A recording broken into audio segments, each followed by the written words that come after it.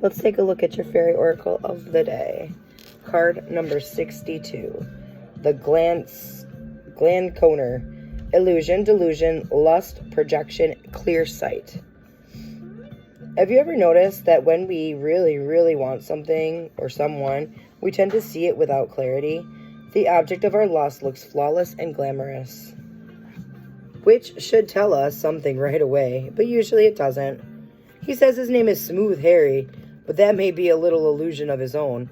Unlike the Pook, the Glanconer doesn't change his shape to tempt us with our own mental confusions and paradoxes. He simply wears a mirror in which we see our desires temptingly displayed. He doesn't try to fool us, he simply allows us to fool ourselves. Well, he may try just a little, just to make the test a little more difficult. After all, we can be more proud of passing difficult tests than an easy one, can't we?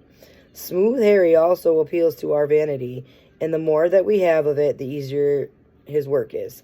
A little flattery, and we'll believe whatever he wants us to swallow, especially since it is just what we want to swallow anyway.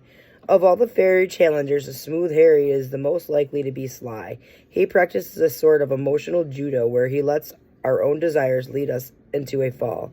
As we rush headlong toward our vision of perfection, he need only step to one side as we cast ourselves at him, and down we go. Not fun, but perhaps we might learn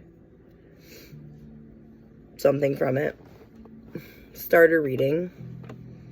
It's not good to make decisions when blinded by lust, whether it's lust for a person, a thing, or an idea. We need to pause and take our time before making actual commitments. We need to read the fine print, check out the foundations, get a mechanic to test the so beautiful secondhand car. If we are considering buying something, we can refuse to let ourselves be rushed into it and take time to make sure it is really what we think it is. If we are considering making a commitment to other people, we need to take our time and really get to know them much better. This is another lesson in seeing the truth behind a glamoured service, though in this case, it is we who have cast the glamour. Reversed. Someone is pretending to be other than they really are.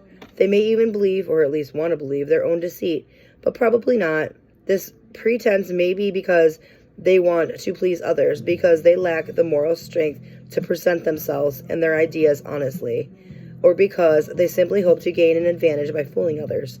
Sometimes people fool themselves into thinking that they are better than others, and it is therefore all right for them to deceive.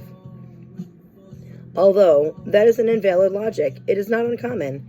Vanity can be involved here, especially vanity based on something we know deep down to be untrue.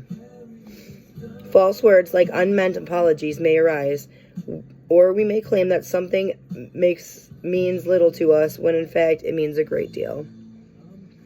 The others involved in the situation need to wake up and notice what is really happening instead of allowing themselves to be fooled. The situation needs to be handled with care, lest the awakening have very explosive, destructive effects. If the pretender is the querent, she urgently needs to begin to present herself, her true self, and true ideas before things can get much worse, as they certainly will, with the ensuing crisis being even more devastating. This is time to call upon honesty. Include card number 4 for aid. Fairies are profoundly annoying.